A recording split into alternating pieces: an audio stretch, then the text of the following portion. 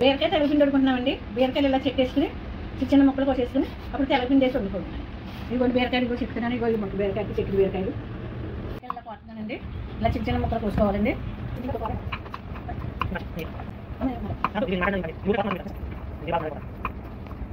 ఇగో glass నీళ్ళు వేసుకుంటున్నానండి.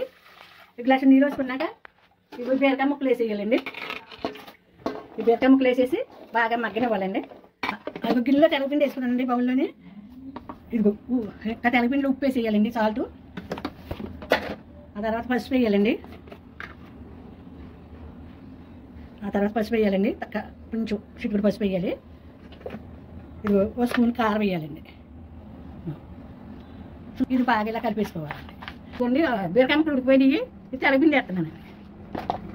ఈ తెల్లపిండి వేసేసి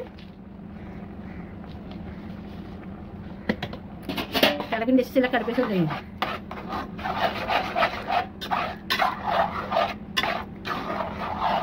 ఉడికిపోయాక తాలింపు తీసుకుంటున్నాం.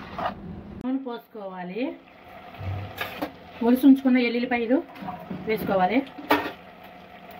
ఆవాలు కొంచెం, శనగపప్పులు కొంచెం,